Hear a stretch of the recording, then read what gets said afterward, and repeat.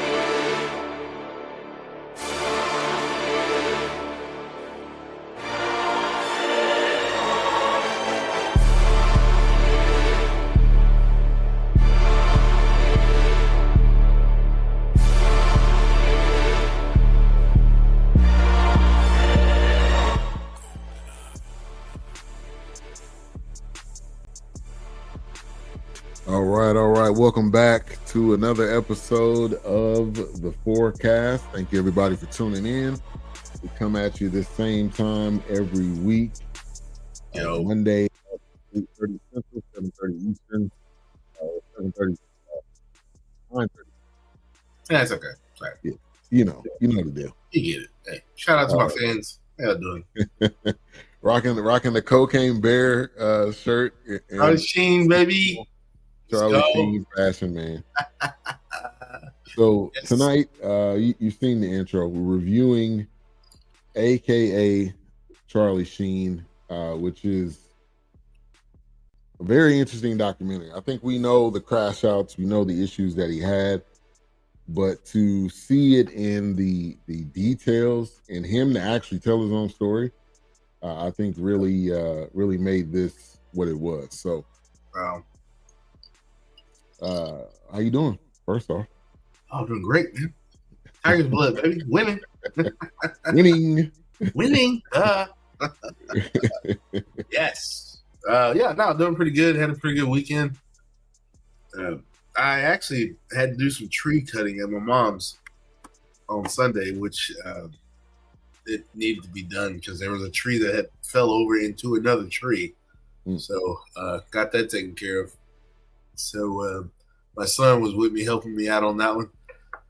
But other than that, meal prepped, grilled, of course, like I always do, old fashioned. Yeah. Mr. Grill King. Thank you. Brian, hello, my assistant over here. Nobody can see she's off camera. Was she in the mix though, man? Yeah. Oh yes. How was your weekend? How you doing? Yeah, man, doing good. The weekend was good. Chilled out. Went to Griff's in Mesquite. Oh yeah. Yeah. We been to Griff's in Irving, but hadn't been to the one in Mesquite. Good old classic burger right there, man. Yeah, that line was like going to the street. I'm telling you, man, Griff's, man, they don't miss. Yeah. They keep it straight to the point and simple. Yeah, and then seeing the Cowboys do a tie, which is shouldn't happen in sports. We need to not have ties. Yeah, we should not have ties. Yeah, I think they have ties in like hockey too, don't they? Or something like that. Yeah, hockey, soccer, but they just need to go to a kickoff at the end of the game. It's like stop with all these ties, man. It is. And if I recall, I think I feel like basketball, but I don't know if that's true or not. I remember having some kind of playing card. Maybe it was baseball, but I remember like if you turned over the card, it would show like wins, losses, and then like ties. So I think it's always, I feel like it's a football, but I feel like they were always there, but I don't think they ever had ties. Because I had some trading cards with that on the back, and I'm like, ties? Yeah. I've never seen a tie. But yeah, and maybe that was just the old school days where, where if it went to past a certain amount of innings, I guess you just didn't. Yeah, I remember that on the back as the trading cards, but man, I actually fell asleep on the game. The last thing I saw was I think Pickens had caught a pass and That was like second quarter. I dozed off. I woke up and something else was on. I was like, oh, what is that? I missed the game. Yeah, same thing. I stayed away to the fourth quarter. I mean, I was like, all right, I think they're gonna pull it out. Normally, I'm one to stay up and watch the game, but I just I tapped out. I had to do some yard work myself, trimming these bushes in front of the house, and the birds just kind of made it their home. So of course, it's no nest in there, which is good. Here, I thought I was about to get attacked, but get out of here, birds. Need it. But they seemed like they just ate most of the leaves off the bushes. So it was just basically like sticks sticking up out of the. So man, it made it easy on me. So I appreciate the birds. Shout out to the birds. Thanks, birds. Shout out to the birds. Yeah. Shout out. Thank you for tuning in. Says Walt. Appreciate you too. And we're live on YouTube, Facebook, Twitter, Twitch. Also, shout out to H-Rop. He should be coming on here in a minute. Keep your thoughts and prayers on Doc, just dealing with some family things. So as soon as he's able, I know he'll be back on. Right on. Boxing, hockey, football are the only three with ties. Appreciate that. Hockey is one of those where they go to an overtime and then they go to a sudden death, which is like similar to soccer where they'll whoever gets the goal and they'll go back and forth. But football just needs to come down to a rule that at the end of the game, get both kickers out there and just go 10, 20, 30, just go as far as you can until somebody missed. Yeah. These ties is weak. I guess Jerry just felt like, hey man, I proved my point, man. this is episode 9 if y'all not watching it. This is episode 9. Exactly. Hey, that documentary, man, they have some bonus footage. Yeah, all you have to do is take this season, edit it up real good, and then Netflix, hey, we got a bonus. Yeah. I mean, to really be honest, like the Cowboys fans and their whole fandom and people that hate them and love them, they can come out with a season every year. Oh, absolutely. It'd be their own Hard Knocks. It'd be their own Hard Knocks. Yeah, absolutely. So we'll see what happens. But again, tonight, AKA Charlie Sheen, is available on Netflix. It was number one at one, I think, last week. So, and cocaine is a hell of a drug. The words of Rick James. It's a hell of a drug. Can't get around it. Everybody's got that story. I think the weirdest thing, let's get into some initial thoughts. The weirdest thing is this dude is still alive. And some of the stuff that I learned in this, even towards the end when he was talking about some of his experiences and HIV, I don't remember hearing that. But the fact that this guy is still alive, there's a purpose for him to still be on this earth. Yeah, absolutely. When I first heard the word that he shot up cocaine, sir, you shot up cocaine. I never in my life, in my 44 years, rare breed, man. This dude was a rare up coke, breed. Man. Snorting it, smoking it, even rubbing it around your gums, man. Don't ask me. You shooting up coke, man. You thought to put coke in your veins, man. Yeah. Oh my God. I mean, this guy was he was a walking movie.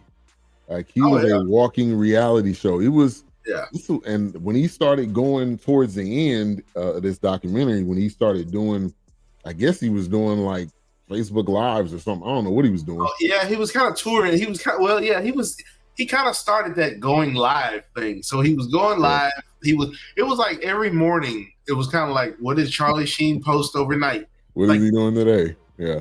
Exactly. It was crazy. And then I think he had got something on like Comedy Central or Entertainment E-Channel or something. Like they started airing his crazy rants. And I remember that interview he had with that one lady at ABC. And I also remember, did you see the Charlie Sheen latest video? Because he was he was the shock jock at the moment. It was his thing. It wasn't even a shock jock. He was living it. It's like, this is what I'm doing, and then that's why I was always curious how like Ashton Kutcher got on, and I never watched the show really. Right. Yeah, me either. But I never really watched it. I only caught it in like syndication. Like I caught an episode.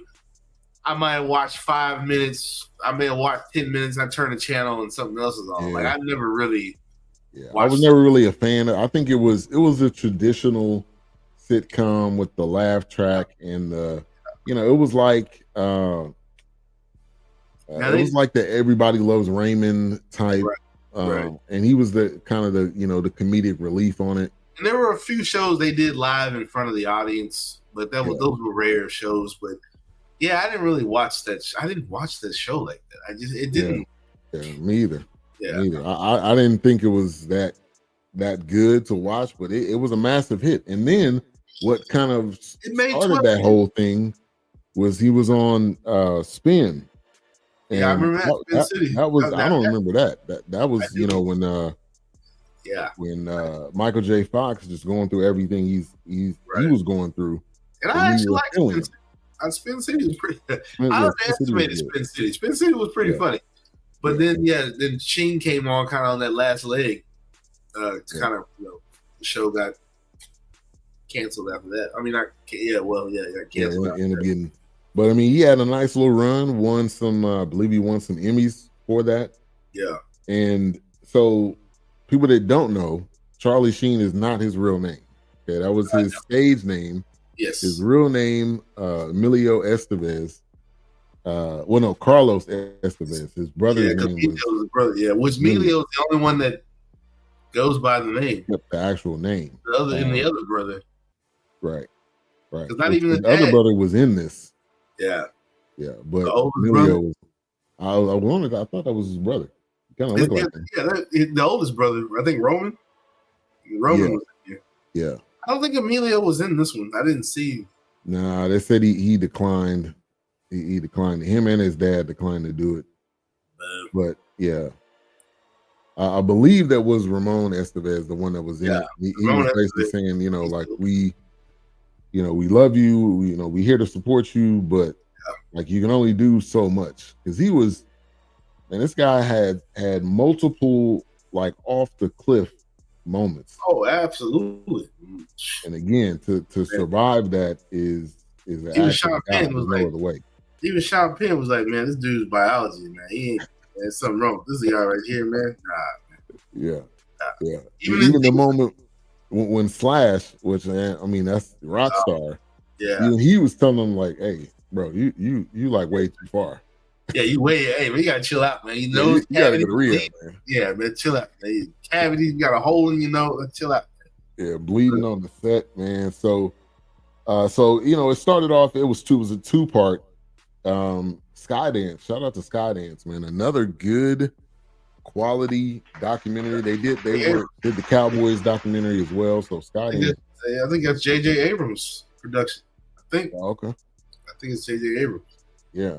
So I mean, Skydance is doing their thing. I mean, really starting to get up there with some of our favorites, Neon and A24. I mean. Yeah. Oh, Neon, my boys. But so it's a 2-part. First part kind of goes into his life. I mean, he was really in the film early in his life. Obviously, his dad, Martin Sheen, he was one of those that was a major actor, a major player in Hollywood, and so he got him a camera. They were starting to do all types of footage, him and his brother, and you could see like he had the on-screen talent, and he really he took it. But his brother actually was the one that kind of started getting roles before him, which I didn't realize that. So that was another. Emilio was definitely coming up, and then he started directing movies. But Emilio was really in there, especially in the 80s. I mean, he was in a few. That's why I was always like, your brother's name is Charlie Sheen. Why Emilio? I know you didn't think about that stuff then, right? You didn't put 2 and 2 together, but yeah. No, Emilio is definitely can be in the conversation. Yeah. And so he got his start on a film called Badlands, which was uncredited, and then he was an extra in Apocalypse Now, which I have not seen that, but people talk about that film. The movie is great. That was the mecca of war films. Is that what you would call that? Yeah, pretty much. Crazy. It was Francis Coppola's, man. it may be. It might rival Godfathers because it's just done. It's just I mean, they there. both Francis Coppola, but yeah, it's like, jeez. Yeah, Marlon Brando, Robert Duvall, Yeah, man. Martin Sheen. I mean, Fishburne was in there. Yeah. He was in there, and I was gonna say this was A24, and A24 wasn't even around yet. Before A24. Yeah, before A24, man. This is before A24, man. Yeah, no, definitely a good movie. I like to watch that movie when it's nice and rainy, gloomy. Ain't going outside because it's a long movie. You ain't going nowhere. So you ain't doing nothing. Yeah, that's one of those. Yeah, that's one of those where you're gonna be in the house for a little while. Yeah, you're gonna be in the house for a minute. What is this? An hour and 53 minutes. Yeah, it's a long because it's a lot of dialogue. That's the thing. It makes it feel like it's forever, but it's just a lot of talking. And then, of course, there's action too. Right. So yeah, he and then his first actual film was Grizzly 2: Revenge, which he was like, this was a trash movie. It was like I really didn't want to be in it, but that was my first opportunity. I mean, the graphic looks. I don't know about Grizzly 1. Grizzly 1 was groundbreaking, but Grizzly 2, I'm sure was not. See, my first, my first Charlie Sheen movie was Navy SEALs, which was my movie. I got it on DVD over there somewhere. Yeah. And then, of course, Wall Street. Greed is good, baby. Greed is good. Yeah. For me, I would say it was Major League was probably my first one where I really paid attention. Yeah. When that character, thing. Ricky Vaughn, anybody to play baseball in the 80s, 90s. Oh yeah, they were in that movie multiple times. Oh, and it's at the height of baseball in the 80s and the 90s. If anybody's doing coke, it's baseball in the 80s and 90s. I'm telling you, if anybody's doing coke, it's 90s baseball. Okay, like 80s baseball. So, but I definitely, of course, I watched the Hot Shots. I watched those. Those were big. Yeah, Ferris Bueller, which I forgot that he was in that, but then when they talked about it, he had that one scene where he was the friend, and he was saying that kind of catapulted him into because that's how big he was. The name was just moving up through the ranks. It was like we got to get you. Hey man, only if it's 5 minutes. Only we just got to get you in here, man. Right.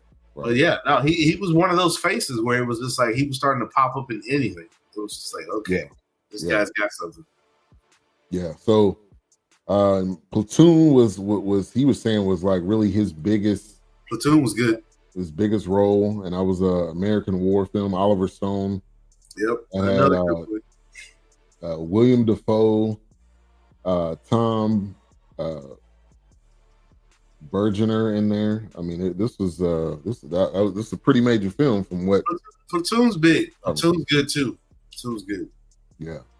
Those are movies you watch. Apocalypse Now and Platoon. You watch those back to back. Yeah. When we had that Snowmageddon, that would be a perfect time. When the electricity works, that would be a perfect time. When the electricity works, but let's have electricity on first. But right. Those movies. If you like war movies, I mean, those movies were done very well. I mean, they were written well. Yeah. It was kind of like Charlie Sheen was in Platoon, but then you turned around and you had Oliver Stone doing Born on the 4th of July with Tom Cruise. I kind of got those vibes from it, but those are the kind of movies I like to watch. Yeah, and then Wall Street was Oliver Stone. So, and he said, which was interesting, he said he was Oliver Stone wrote basically a contract on a napkin and was like, "I want you to be in Wall Street on the set of Platoon." Yeah. So, I mean, like he had opportunities, and this kind of goes to nepotism. His dad was in the business. Yep. And he didn't shy away from, hey, this is my dad. I'm sure his dad helped him get some opportunities. Oh, I'm sure. Absolutely. Yeah. Now the brother was a different story. The brother was like, I don't want to be necessarily tied to my dad. Let me get my opportunities on my own. Yeah, I feel like Emilio was like that. I feel like Charlie Sheen became like that when his dad was trying to get him help. Yeah. But I think with Emilio was just like, nah, man.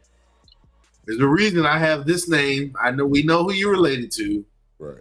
If I run with my stage name, whatever. But yeah, no, I think I always felt like Emilio Estevez was like that. I feel like, and that name was big. Emilio Estevez, that name is significant in movies in Hollywood. So yeah, he's definitely made his mark. He's definitely got his place.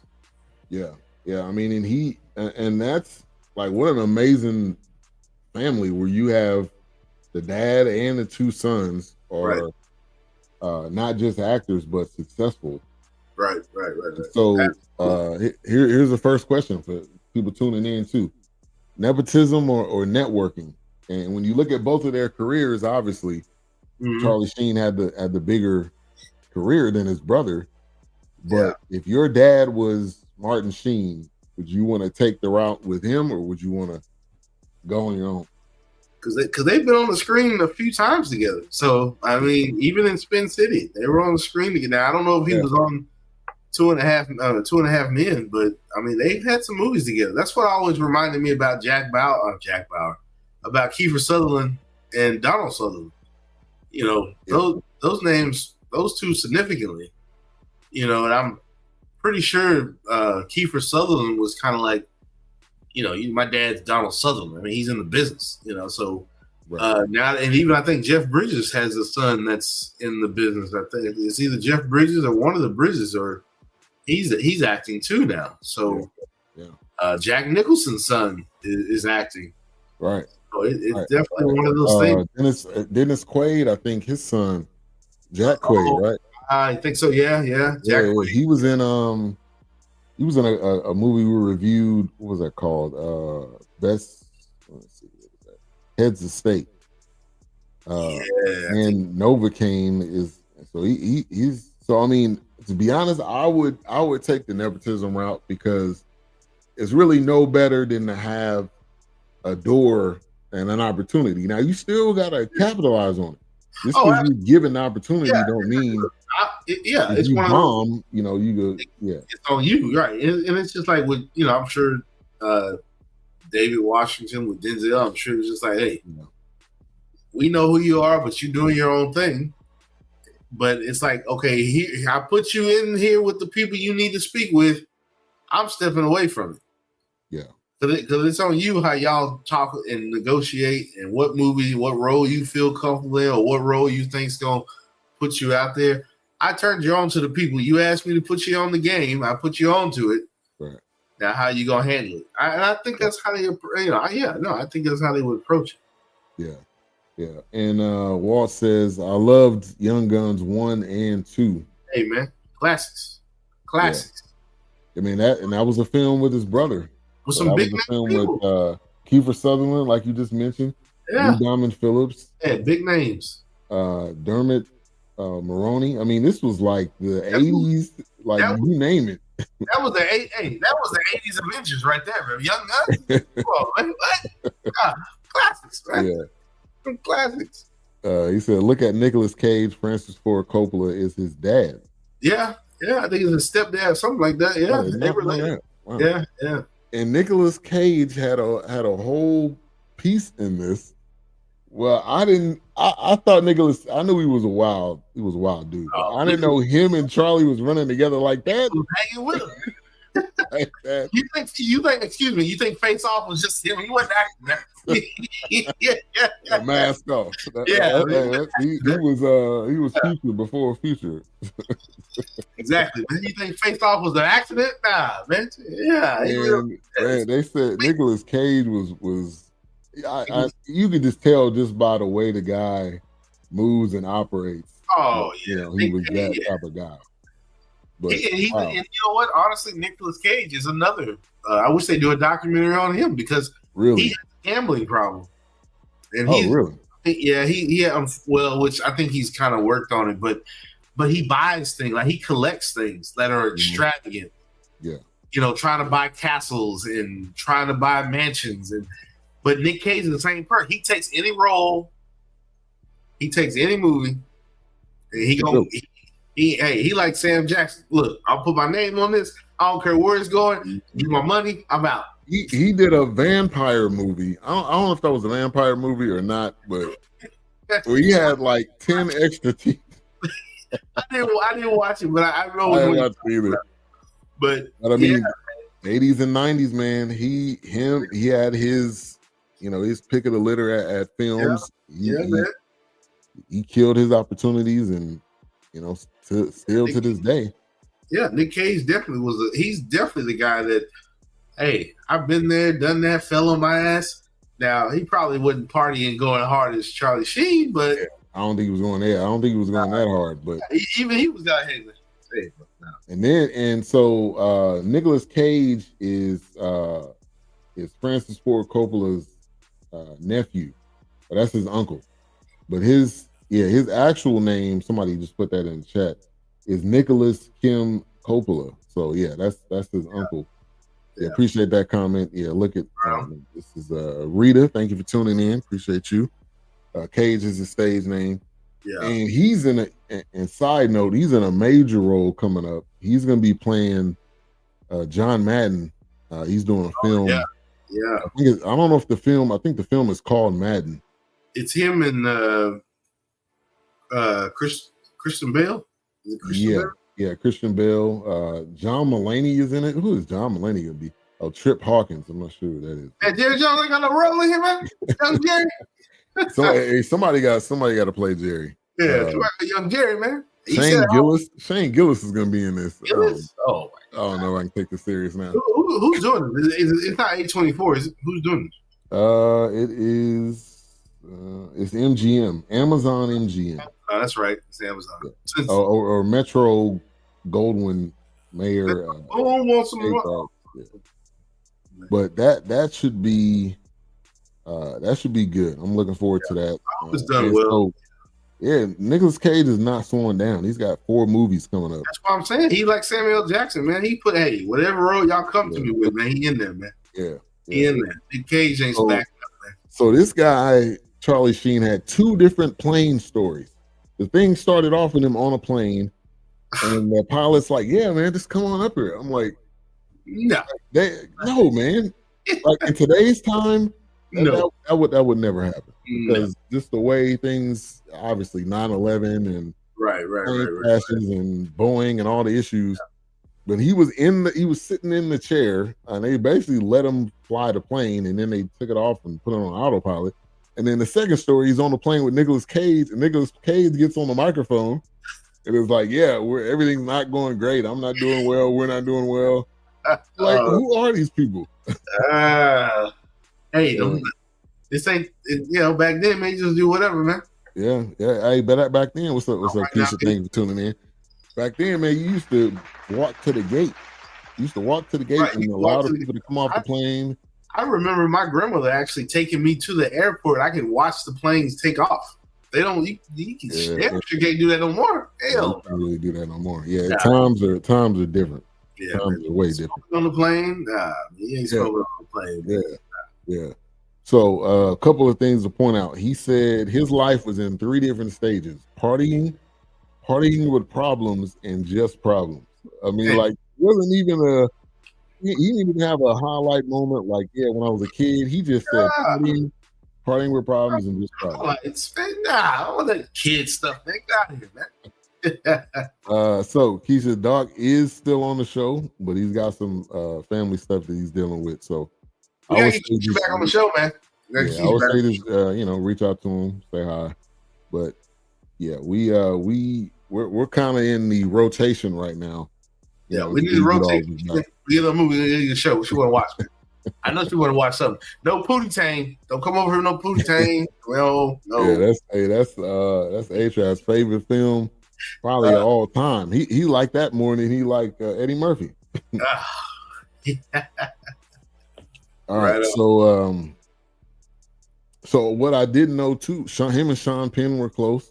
Yeah. Clooney, and this was when they were doing their film on their what do they call that type of camera or video? Super 8. I actually want to buy one. There's some on sale on eBay, and it's got that. So that when you shoot on Super 8, it has this. It gives it this kind of like classic, old school throwback look. I actually want to buy one. I want to get one. I think Kodak actually still supports the film for Super 8. There was actually a movie, Steven Spielberg. It's called Super 8, which I need to rewatch that movie. Yeah, I remember that. And that kind of seems like a spinoff, or maybe this was before Stranger Things. Is that possibly connected? It was before Stranger Things. It definitely had a feel, and I wouldn't be surprised if that played any kind of role into that. It definitely had that vibe when I first started watching it. I need to rewatch it, but yeah, I want a Super 8 camera. They look like those old school projectors back in the day when you put the cartridge in. Oh yeah, old school. But yeah, no, I definitely want me one. Yeah, hey, we'll definitely get you on, Keisha. We got some things, some movies and films coming up, so we got to get her back, man. Get her back on them. Does Charlie Sheen Charlie Sheen does? He still got that? Yeah, he does. He still got that HIV. Yeah. Oh, he still got that itch. But, hey, at the end of this documentary, he was basically like, "Hey, I was doing whatever and whoever. I was just enjoying life." Yeah, man. And if the feeling was good, I was doing it. I was in it. Sheen time, baby. Sheen time. Come see me. Yeah, come see me.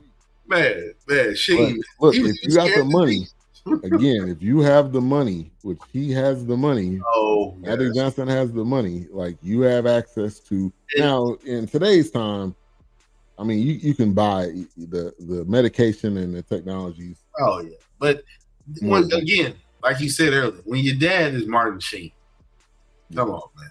Even if like Dion said, hey, man, my boys is good. My boys is good. Yeah, they could be good for life. Yeah, right. My boys is good. Man, we're good. Yeah, man. So he has that one black friend. I don't care who it is. Any of these white actors in Hollywood, they got that black friend. That black friend's name was Tony Todd. Tony Todd was like real with him. Yeah, it sound like a real Tony Todd in the building. Like Tony Todd outside workout. Yeah, Tony Todd workout. Yeah, really. Like you Billy Blanks out here or something. Billy Blanks, baby.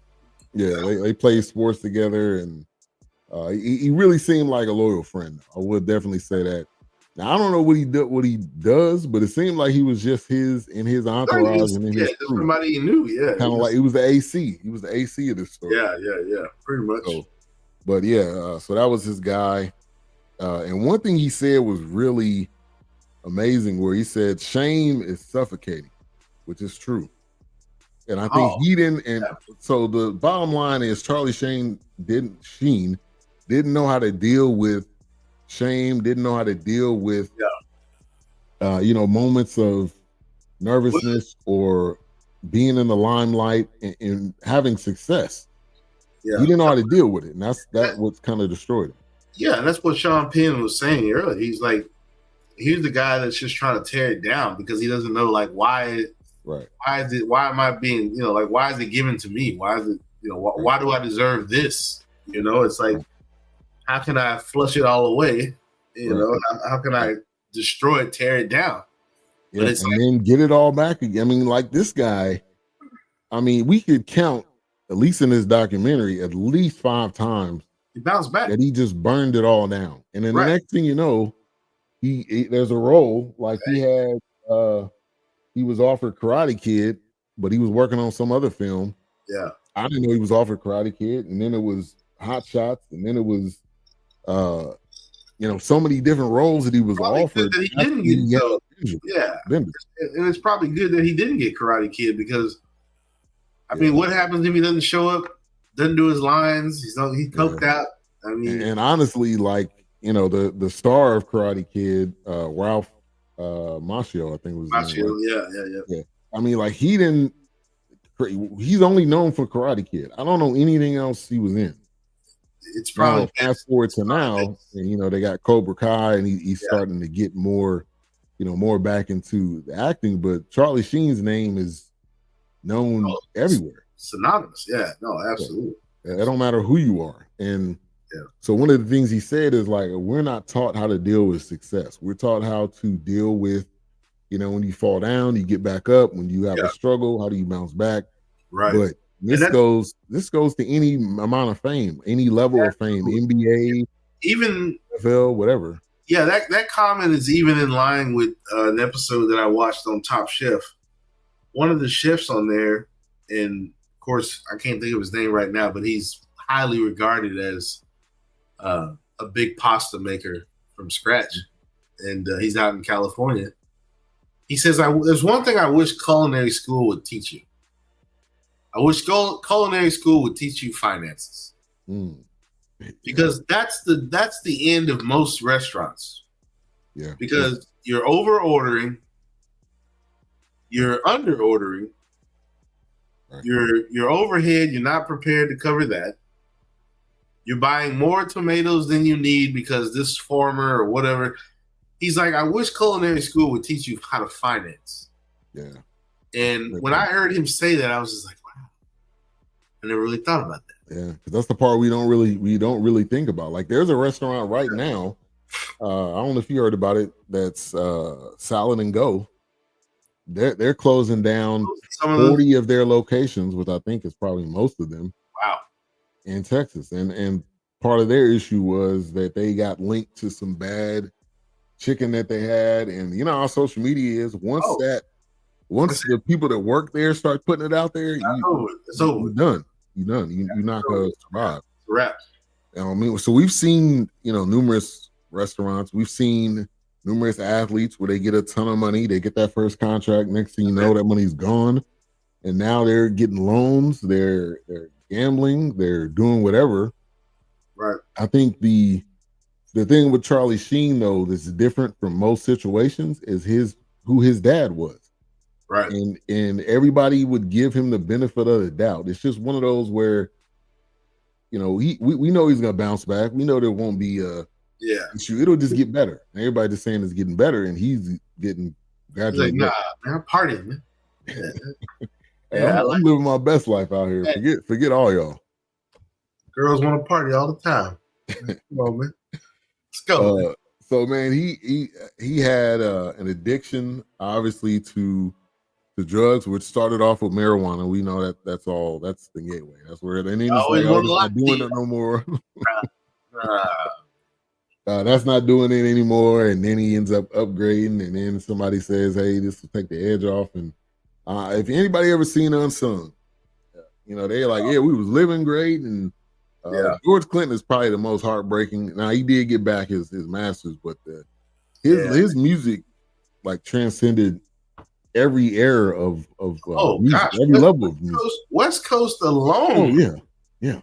Like he should have been living in a mansion in Beverly Hills just off that alone. West Coast rap is heavily Parliament influenced. Him and James Brown. Oh my gosh, yeah, man. I mean, that's a whole documentary by itself. Yeah, really. That's a whole conversation by itself. It's just like, what? And then when we watched the Rick James thing, he's like, we were funking because Rick James was funking. Right. So they had to give Rick James, as they say, they had to give him his props, his flowers, as they say today. Right. Yeah. So it was just like it's all connected. Even more so in music, but right. With Martin Sheen, he had so many. Him telling the stories, he's a great storyteller. I know that the dude's not probably not the best person in the world. He's working on himself, but the way he was telling the stories, that intervention story that he told, where he's like, it's my dad's birthday. I come in here and I'm like, okay, it's no balloons. Just the way he's explaining it, and the way he was kind of rewinding back to that moment. Yeah. And he told every single detail. I'm coming in here. I'm like, okay, I know this person. Then it's this dude named, he said, Gary. I'm like, I don't really know why he's here. So all of this stuff is going through his head. And then they're like, okay, so now you're in the middle of the circle. So, man. Yeah, a great storyteller. This was, again, we know the crash outs, but for him to be able to explain it and break it down was great. It's so funny, though, because when I watched Navy SEALs, and like I said, that was my first Charlie Sheen movie, and he was like that in Navy SEALs. He was just this fly by the seat of his pants. He was a hothead.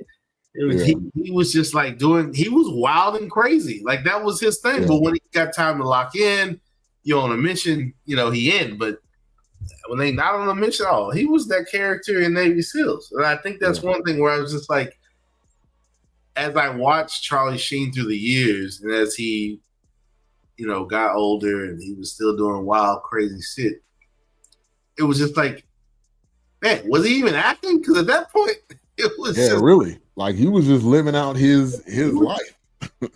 Well, that's what they said about 2.5 Men. It was just like eventually, it was centered around.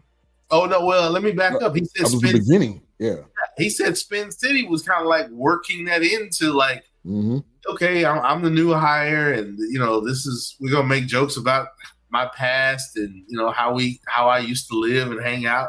So it kind of started with Spin City, and then of course, now when I watched him in 2.5 Men, when I caught like a rerun or a few minutes, I felt like he was, man, y'all don't even understand how wild your dad, your uncle is, man. This guy's wild, man. Right. This is his mellow, but yet they still had the different women. He was still the guy seeking the women, though. He still had different chicks on the show. So, hell, that was really his life. And Chuck Lorre was like, it's a Charlie Sheen type character. Yeah. The network was like, can you get Charlie Sheen? So that's how the whole thing, got started. And I think at that point he was I don't know, 2 years sober or 2 to 3 years maybe, sober. Like that. Maybe about 2, I think, like that. Yeah. Excuse me, man. Off camera, please. But man, so the call girl story with Hottie Fleiss. Oh gosh, I remember that too. What was he? The Madams of the Stars. yeah. He said he paid $50,000, or that's what they said in the story. That he was just flushing money. I mean, like running through it. Yeah. So I'm like, at any point. I don't think he ever went bankrupt. I don't think he ever went completely broke. So like that's just a rarity. I mean, and his dad, I'm sure his dad probably helped him out, got him out of some situations. Oh yeah, I'm sure. He did some trash films. He ended up going on tour, which was later on, and they were talking about it on radio in Dallas. When he came to Dallas, people went to go see him. I mean, I don't remember the tour part. I do remember the tour part, but I didn't know he came to Dallas. I mean, that's why I was saying it was kind of touch and go, because then it got to the point where it's just like, okay, dude's spinning out of control. Like, what is it was at some point where we just stopped paying attention. Yeah, exactly. He just didn't do whatever. Like, okay, Charlie, chill out, man. I didn't know he came through Dallas, but definitely remember when he went on tour. And of course, people were just like, "Oh, I don't know why I paid tickets for this," because it was just a babbling man. He was just rambling, and I was just rambling on. Because he's what do you expect? He's not a stand-up comedian. The guy he's not. He's the first. He's not a Chris Rock, a Dave Chappelle. That's not his thing. That's not his thing. He's a guy sitting in a chair on stage talking about. Yeah, whatever. Why he wasn't on the show, why he has his beef with Chuck Lorre. I told my bosses to F themselves, blah, blah, blah. Okay, whatever. Yeah. And then this guy has 5 children? I mean, he was just one of those, as soon as he got married, it was like, all right, you about to have kids. So he had 1 before, I think when he just got started in the business, and he had 2 with Denise Richards, and then he had another 2 with another lady, Brooke Mueller. And Denise Richards was probably the most well known, but also she grounded him. The other lady, she was a crackhead too. So. Woo! Yeah, baby. Yeah, not what you need, cowboy. Not what you need, cowboy. Slow down. He was on that sauce, and so they ended up getting married, and then he ended up.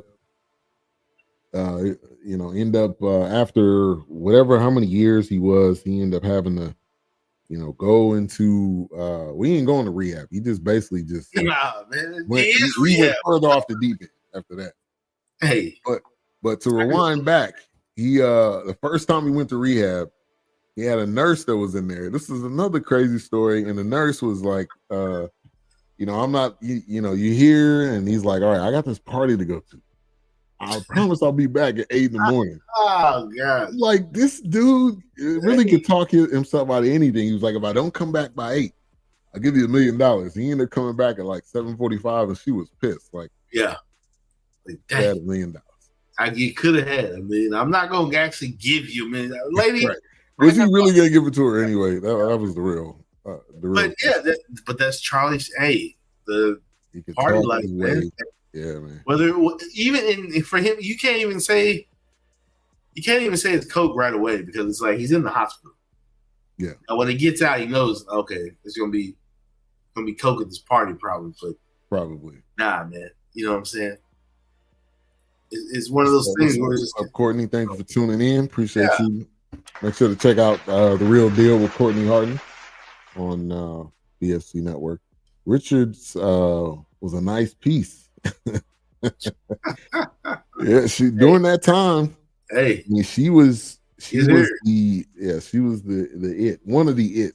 Yes, sir. There was a lot during that time, but she was, he was able to pull some nice ones. So, oh yeah, absolutely. It's Charlie Sheen, man. Yeah, and then Money Talks. He was on that. With Chris Tucker. And there was the amount of wild stories in this. So he's on the set. He's high out of his mind.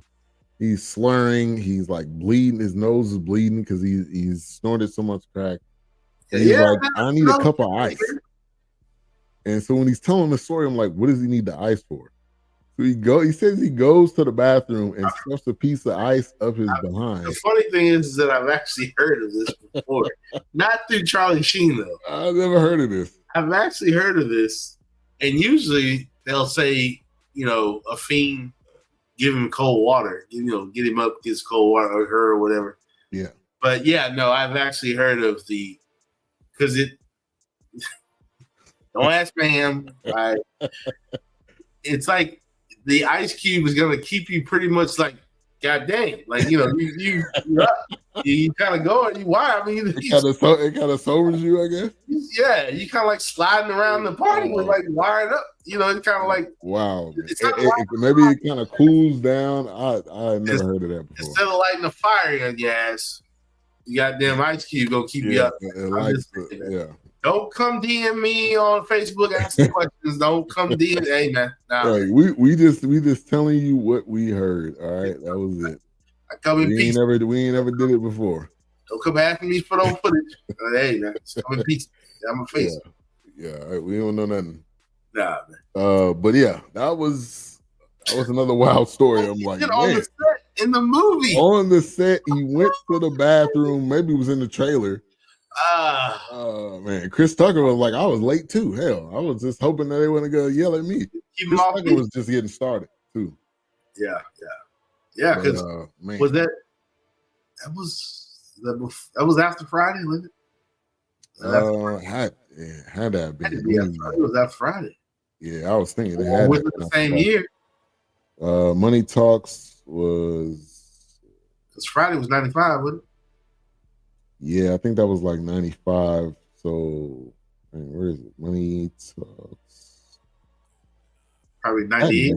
Yeah, it had to be 98.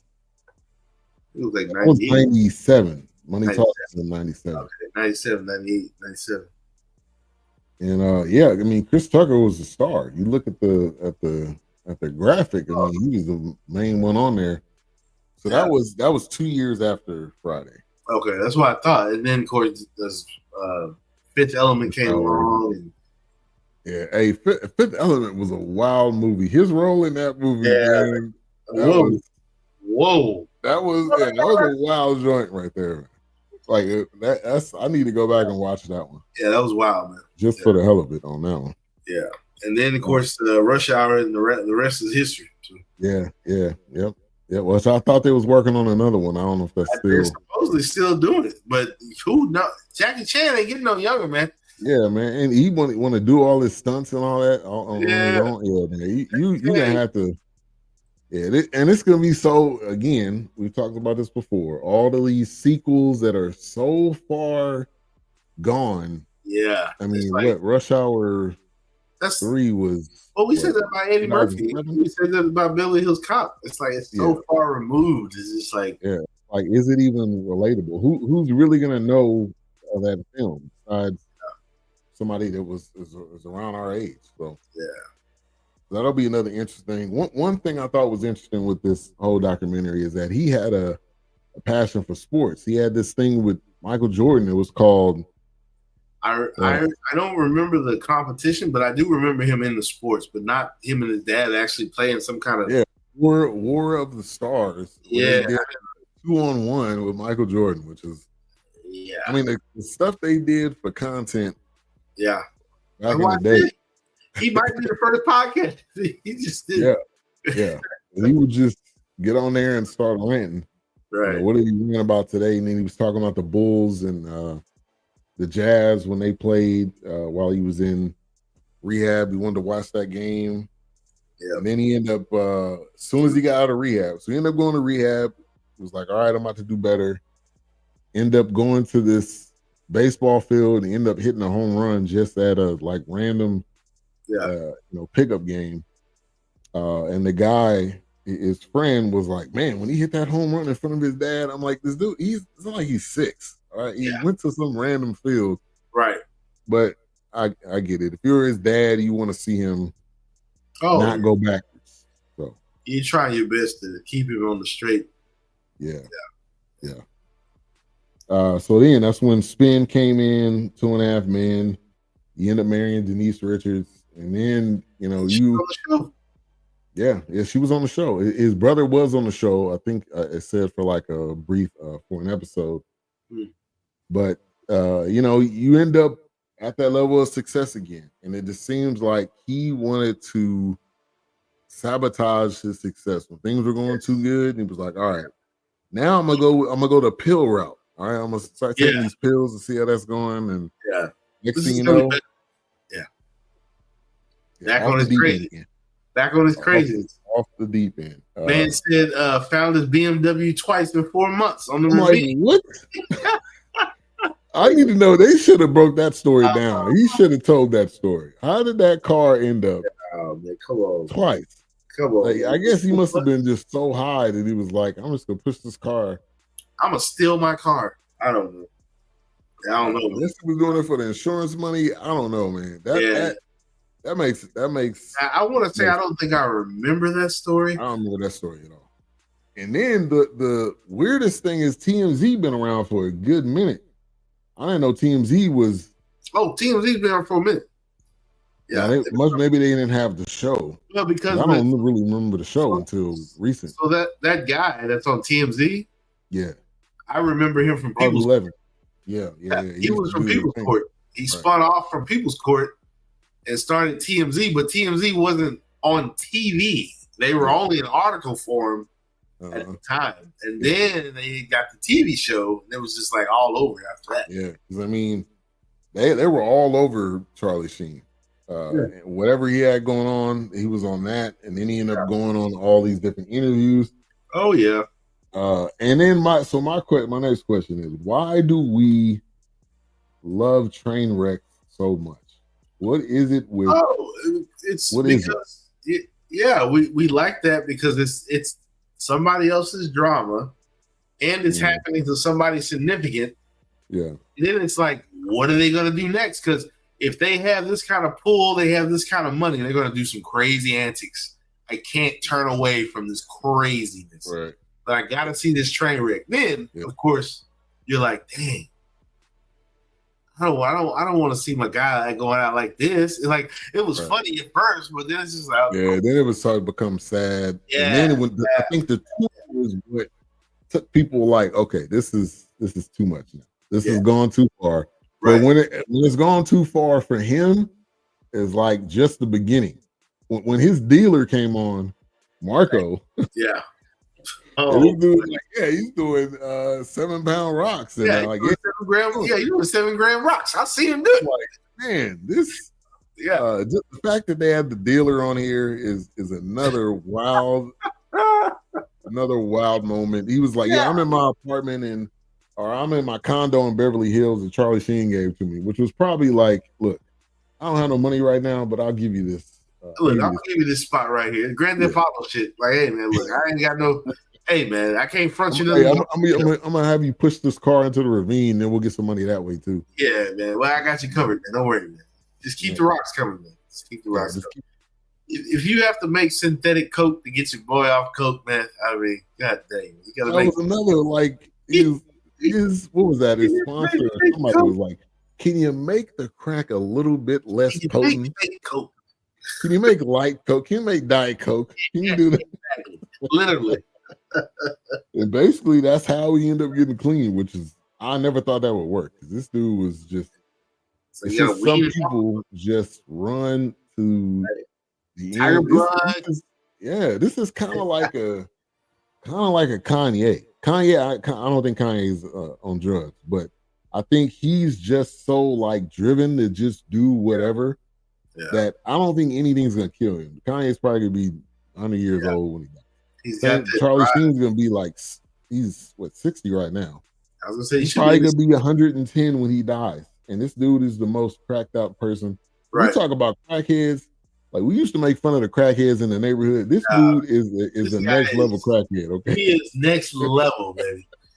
He's like hey, that's nothing compared. That's nothing compared to the crackheads that we used to see. Right. Like his ex-wife said, he's like, we're the survivors because he should be dead. He should be dead. Right. So he's not even dead. Right. And shout out to Denise Richards for somebody that, I mean, she cried on this. Like I wouldn't be surprised, but everything that she went through, and she was still looking out for him. She would come and check on him, and then the show or the studio would call her to come check on him. Yeah, and it's just like everything that we've ever seen. You know, you got actors and you got stars.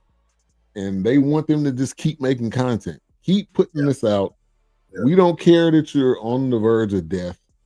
Right. Just keep putting out this stuff, and we'll just band-aid the situation. I tell you what, we'll front you 1 little kilo. We'll give you a gram. Yeah, there you go. Right. We'll give you just a little bit to inch along. But then it got out of control. And 2.5 Men was that was a hell of a show. Then he just signed a contract for $2 million per episode. And they honestly, Chuck Lorre was like, I was delusional. Because there's no way you honestly thought that was going to go in the right direction. That was a bad recipe. That was a recipe for disaster, man. Yeah. That just wasn't going to work. It's paid person on TV? Yeah. TV history?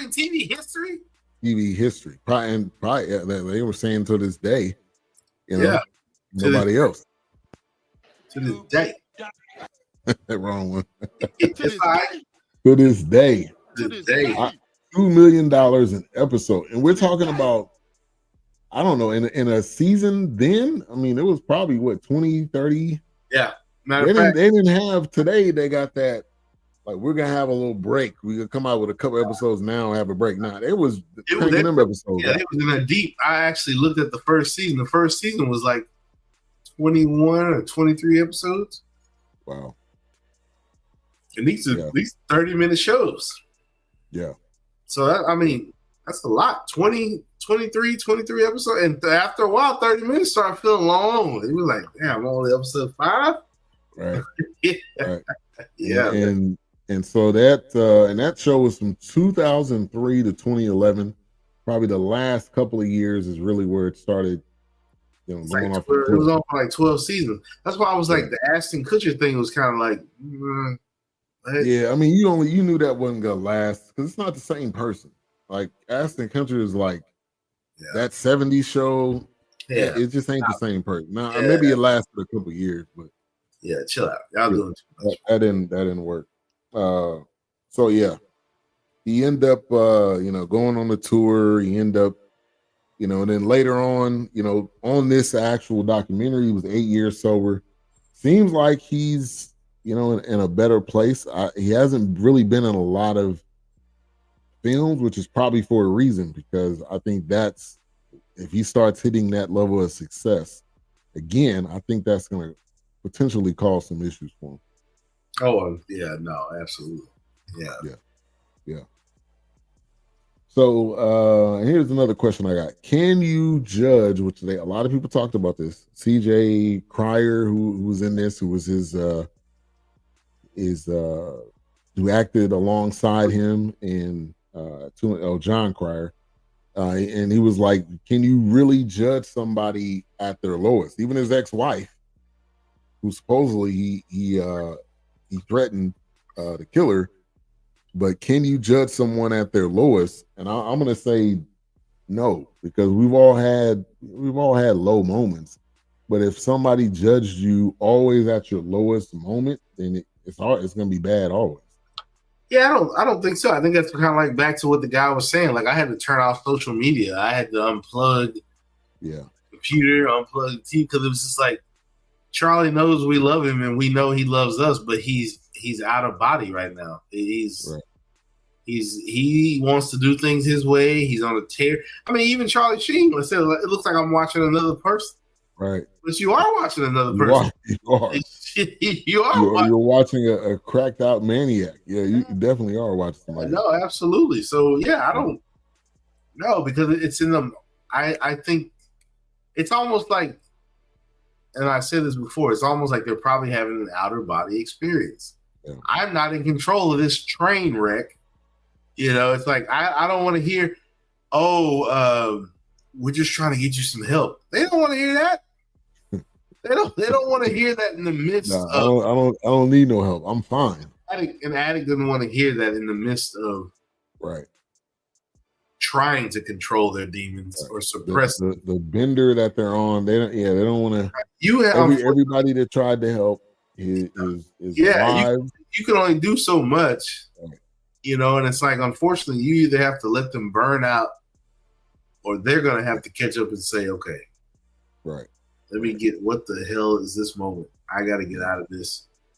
And unfortunately, you just have to let them kind of dangle out there until because trying to talk any kind of, I mean, I'm no psychiatrist at all, but I am used to having family members that were coked out and stealing shit in the house. But don't DM me. All right. Don't be asking me questions.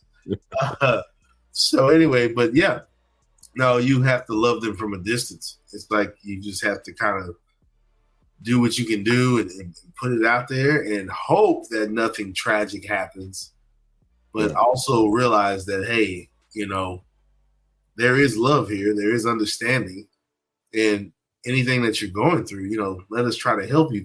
And like Charlie Sheen said later on in the documentary, he said, I guess I was worth saving. I guess I was worth loving. He's come to that realization of, I'm here for a reason. And I got to do everything I can to not go back. Right. And I think his breaking point was when his daughter, which he did have one of his daughters in this documentary, which I thought was cool, but one of his daughters had a hair appointment or something. And so he wasn't on crack or cocaine, but he was drinking a lot. And so he was drunk. He was on that magical drug. Right. Come on, Charlie, you got magical, man? Come on, chill out, man. So man, he was drunk out of his mind. So he had to get his friend Tony Todd to come drive them. And then on the way back, he's like, "What am I doing? Like, okay, now I'm not on the harder drugs, but I'm drunk out of my mind. I can't take my daughter to her hair appointment." So that was kind of his, I think, his last straw. He ended up really realizing he could do better, he could do more, and so that was kind of what started his resurgence. And now he's here to this day. And then at the end, they was like, all right, we got to clear the room out. And he started talking about the Haim, what's that guy's name? Hines? Yeah, Corey Himes, rape allegations, and then he talked about having sex with men. Corey Philman, and so there was a lot of things, because what happens is, and even with the HIV, he was saying he was paying like $2 million, not $2 million, but about $500,000 to $1 million to people would say, "Oh, I was messing with Charlie Sheen, and now I have HIV," and so. But when you're in a vulnerable space, people are going to take advantage of you. Oh, absolutely, 100. And that's what was, that's what was Yeah, going on. He said sometimes they got the 1.2 million or 1.4 million, something like that. Yeah. Yeah. So, and to be a crackhead, this dude must have been a responsible. He must have had some money like stashed away. He was like, all right, I'm not going to touch that money. Yeah. But this money I got coming in every week, I'm going to touch baby. that. I don't know, man. My party money, baby. Yeah. I need this whole bus full of crack. Right. Right now. Charlie. Oh, damn. Yeah, man. But this is it's definitely a good documentary. I was looking forward to it.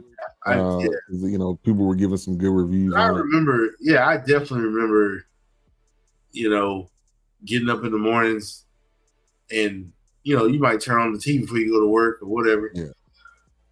And hearing Charlie Sheen is posted some crazy video. I'm just, Charlie, what's he doing? Yeah. So, and he was the first. He has a Guinness World Record as the fastest time to reach 1 million followers on Twitter. Yes. But he was averaging 129,000 new followers daily, and this had to really have been the beginning of Twitter. I don't know when Twitter started, but it must have been right around the beginning. It was definitely the early days because he started going on tour like 2004, 5. So by that time, I think Twitter was coming around. Yeah. So I mean, clearly he knew that he still had that it factor, which we talk about it a lot. Some people just have that it factor where they're able to just turn anything into a success. And even though he was crashing out, it was a successful crash out. He was still doing his thing. Ended up doing that tour. And Live Nation was the one that sponsored the tour. So, oh gosh, we already know where they are. And it's just like you said, like the lady was saying, when Tiger Woods does it, but I can't believe Tiger Woods would do something like that. Right. Charlie Sheen does it, and it's like, oh man, all right, Charlie, right, exactly. We love you, man. Love you, man. There's people out there rooting him on. Like, man, keep doing your thing. Like, crazy. He could literally die at any moment. And they're just like, man, keep doing your thing. So that's a part of the train wreck. It's like, what kind of ending we're going to get? So as of right now, he has 9.5 million. So he's still on Twitter. Hey. 9.5 million. And also he has a brewing company. It's called Wild AF Brewing. He doesn't need anything brewing shit. Exactly. You don't need to taste it at all. You need to have someone else be the taste tester. Nah, man. He'll sit down somewhere, man. Yeah, man. Hey, this is not for you. This is just we basically they're just putting his name on there. That's basically what it needs to be. At this point, yeah. Because I mean, even with him being a lot calm and cooler now, the fact that he had those runs and those burnouts and those comebacks, his name is synonymous. Charlie Sheen, that name, like you said, we just want to buy your name. If you put Charlie Sheen's name on a local pub or Charlie Sheen Smash Burgers, whatever the hell, it don't matter what it is. Even if it stays open for 6 months, people are going to Charlie Sheen Smash Burgers. Yeah. They're going. I mean, just even if you put like a train wreck burger on the menu, aka Charlie Sheen, somebody ordering a train wreck burger is he has that name that transcends culture, race, whatever, creed. We all know, you all know who Charlie Sheen is. If you're at least 20 years or older, you know who Charlie Sheen is. And he's just been in every decade. He's had to reinvent himself, and he's had a crash out pretty much since the 80s. So 80s, 90s, 2000s, 2010s. I mean, he's absolutely. He's been something to everybody. Everybody has seen Charlie Sheen before. Oh yeah, absolutely. Yeah, absolutely. All right, so I would say probably my favorite movie was Major League. I got to go back and watch that again. But I mean, he's had so many iconic roles. Oh yeah, it's a lot of. Hasn't been the last thing he was in was Bookie. which I don't know if you heard of that. It's on HBO. It's a Chuck Lorre, but it's Sebastian Maniscalco, the comedian. I've heard that. It's actually not on anymore, but it looks like that was the last thing he was in. So he seemed like he's laying low, which I don't blame him. I don't blame him. Yeah, no, he needs to lay low. Yeah. Don't allow them demons to creep back up. Yeah, man. You know, it ain't worth it. You got a family, you got 5 kids. So let's go ahead and round it out. And final thoughts. Mike, rating. You can go ahead and go first. I'm gonna give it a 5. Okay. I'm gonna give it a 5 mics because, like I said, I remember waking up. Matter of fact, I think they got to the point where, like the guy said, they were making tiger blood Slurpees. Yeah. But I feel like they even did an energy drink that was. I mean, so it was like transcendent. He was marketing. He was getting so. And honestly, if he wasn't even handled right, your PR person would be like, excuse me, I'm going to need some money from that because you're marketing off my guy. Yeah. He must have had one hell of a manager because that. Yeah. So, I mean, even to take this guy serious enough to travel around, so he can listen to him talk about what? I mean, you convinced Live Nation to promote. I mean, come on, man. I mean, it's so much of an attraction that Live Nation had you go on tour. They paid him to go on tour to not be funny, to not really be entertaining, but just to tell wild stories. And I probably, now that I think about it, I probably have to walk that back. I say he's probably the first podcast, but I mean that may have been Howard Stern with cameras. But I think the video podcast might have been Charlie, the most famous, because he was posting that stuff to Twitter. And then it was like on the E channel because they were like, "Oh, Charlie Sheen's latest video, whatever." Else. Yeah, no. So I mean, because he was doing it straight from his laptop. So I mean, it was just one of those things. But yeah, no, I thought it was done well. I'm glad I kind of lived through this because I've heard it. Yeah. But no, it definitely.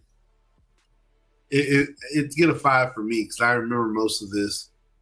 It's good to have Charlie Sheen still here to tell his side of the story and kind of look back on himself and hear what he had to deal with and kind of go through. When I saw it on Netflix, I was like, this is add it to the list. This is one of those.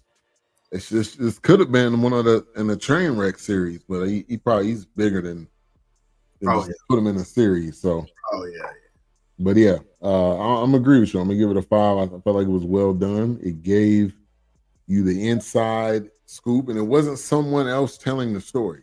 Right. Like somebody else, they gave their commentary, but he told the stories, that's rare because nobody wants to go back to those horrible moments. And he told it in like a matter of fact, I'm gonna make a joke out of it type of way. Yeah, he was straight to it.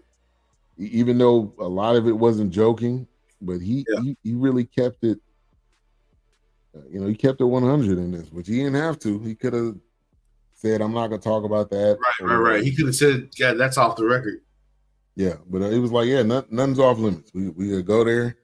Yeah. And so, I agree. It's a 5. So we'll see what we have next week. We haven't said anything yet.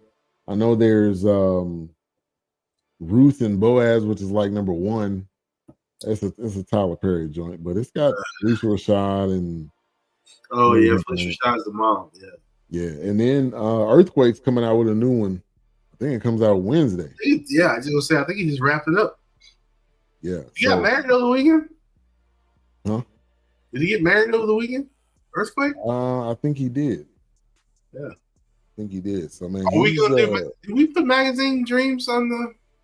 Nah, what is that? Is that out like streaming? I had to buy it. It was on YouTube. I bought it months ago on YouTube. I don't think it's out streaming. That may be it. That's definitely a good one. So we'll get our running list and we'll have some. Yeah. Keisha, we'll reach out to you, but Thank you again, everybody, for tuning in. The likes, the comments, people watching afterwards. We appreciate that. Make sure to subscribe to BS3 Network, Queen During King, the Forecast, the End of the Bench Media. Well out there now. Yeah, there you go. So we will see you next time. Thank you for tuning in. Peace.